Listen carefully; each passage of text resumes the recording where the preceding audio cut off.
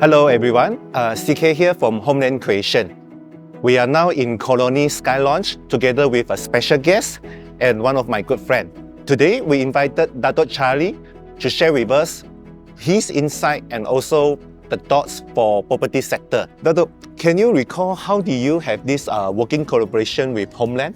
How has the relationship evolved along the years? Well, throughout my 45 years of experience in the construction industry and development industry, I've made a lot of friends. And a lot of friends were developers. And I've met one of the developers who actually has service residences, which is now matured, and they want to actually divest it. But in order to divest the whole building, it will take time. So they decided to actually sell it because they have titles for individual units. So I actually met up with a colleague of mine in the past in the marketing, and they introduced me to Homeland. I see. And based on the reputation of Homeland, which are very innovative, they are also involved in management of properties.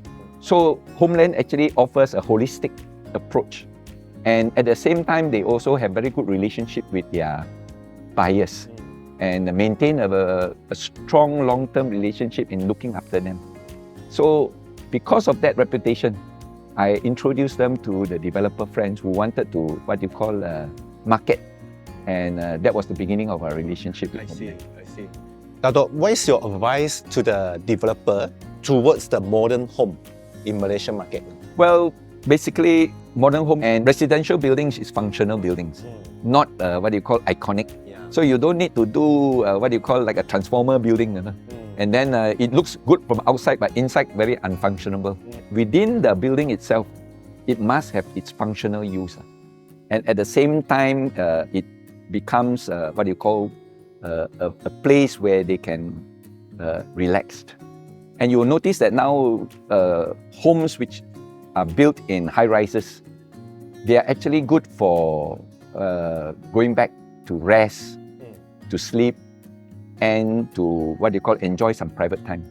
But in terms of facilities and in terms of entertainment, they actually got a lot of public or common spaces which is developed within the high-rise itself. So we find that it is good that a lot of design now has actually put a lot of emphasis on the gym, the sky lounge, the sky pools, and even multi-purpose what you call games room.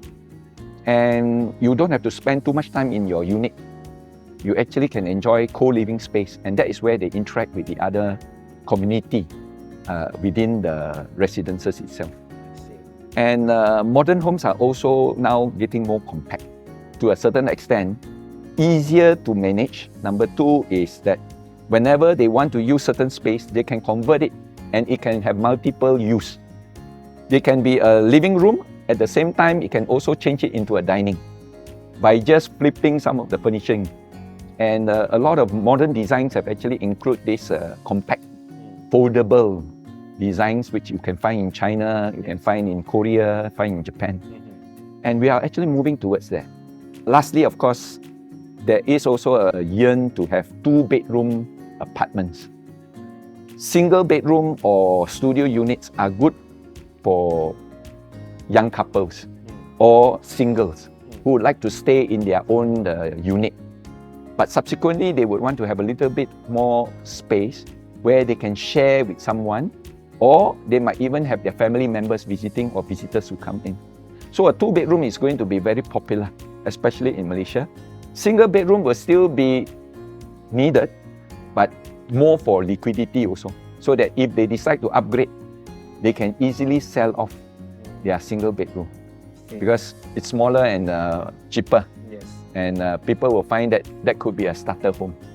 Datuk, take us through a visual day with you. Is it always a busy, hectic, or do you have any time to pace yourself? Well, I am now involved in a lot of meetings and also in a lot of sharing. So I decided that I would spend more time in developing products. So I've sat down with currently with some of my developer friends, and where I actually sit with their designers and give some of my views. Now, a lot of developers actually design buildings to suit the developer and to what the developer wants and developer need. We should now look into the trends, the market trends, the modern requirements, and what young people want, and then design according to those needs. So it's good that we must actually have marketing first, then only we design. In the past, we design first, then only we market. So I think that trend has to change. So currently, a lot of developers are moving into that area. And some of the sharing, I do it with the university. I'm now very much involved in a master program where I teach young personnel within the development industry, and I teach them about pricing, I teach them about product development, I teach them about policies and regulations. So these are some of my, forte lah. Apart from that, I'm also involved very much in my legal work. You notice that lately a lot of development has a lot of disputes between developer and contractors, between developer and buyers. So I look into the law, I look into scenarios and see how to actually either change the law or try to find a way out through the courts.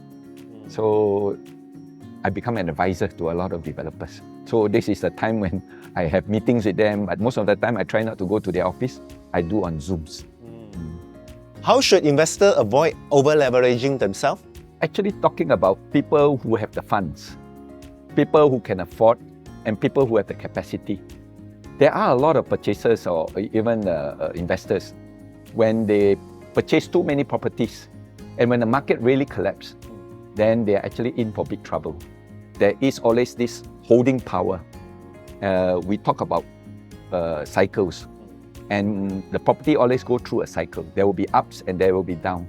But during the period of its down, there must be funds ready available in order to support financing the property or actually holding the property during that period. Now, if they can overcome this, then when the market comes back again, when the property cycle repeats back its height, then they are able then to sell it with a lot of upside. So they must always work out their capacity. Well, thank you, Datuk. It's been a pleasure, and thanks for making your time today. We have learning a lot from you today, and we wish you all the best in your future endeavors. Thank you for having me, and I look forward to working together with Homeland. Thank you, Datuk.